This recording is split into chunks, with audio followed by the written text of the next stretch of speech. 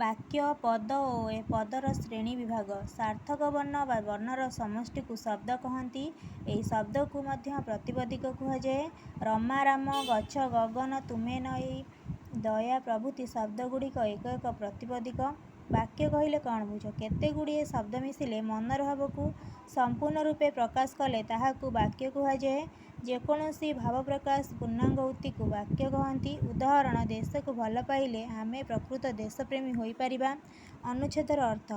କୌଣସି ଏକ ବିଷୟରେ ପ୍ରବନ୍ଧ ଲେଖିଲା ବେଳେ ଆମେ ପ୍ରବନ୍ଧଟିକୁ ଭାଗ କରି ଲେଖିଥାଉ। ସେହି ପ୍ରତ୍ୟେକ ଭାଗକୁ ଅନୁଚ୍ଛେଦ କହନ୍ତି।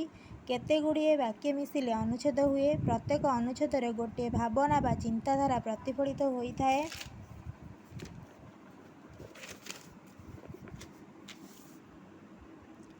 ଭାବନାର ପରିପ୍ରକାଶକୁ ନେଇ ଅନୁଚ୍ଛେଦ ବଡ଼ ବା ସାନ ହୋଇଥାଏ। ଅନୁଚ୍ଛେଦ ଦ୍ୱାରା ଲେଖା ସୁନ୍ଦର ଓ ସୁପାଠ୍ୟ ହୁଏ। ପଦ କହିଲେ କ'ଣ ବୁଝ? ବାକ୍ୟର ପ୍ରତ୍ୟେକ ଅଂଶକୁ ପଦ କୁହାଯାଏ। ବାକ୍ୟରେ ବ୍ୟବହୃତ ଶବ୍ଦ ଓ ଧାତୁ ପରେ ଯେଉଁ ଚିହ୍ନ ବା ବର୍ଣ୍ଣ ସଂଯୁକ୍ତ ହୋଇଥାଏ ତାହାକୁ ବିଭକ୍ତି କହନ୍ତି। ବିଭକ୍ତିଯୁକ୍ତ ଶବ୍ଦ ଓ ଧାତୁକୁ ମଧ୍ୟ ପଦ କହନ୍ତି। ପଦର ଶ୍ରେଣୀ ବିଭାଗ। କହି ବା ଲେଖିଲା ବେଳେ ଅନେକ ବାକ୍ୟ ପ୍ରୟୋଗ କରିଥାନ୍ତି। ସେହି ବାକ୍ୟଗୁଡ଼ିକ ଯେତେ ସବୁ ପଦ ବ୍ୟବହୃତ ହୋଇଥାଏ ତାହାକୁ 5 ଭାଗରେ ବିଭକ୍ତ କରାଯାଇଛି, ଯଥା ବିଶେଷ୍ୟ, ସର୍ବନାମ, ବିଶେଷଣ, କ୍ରିୟା, ଅବୟ।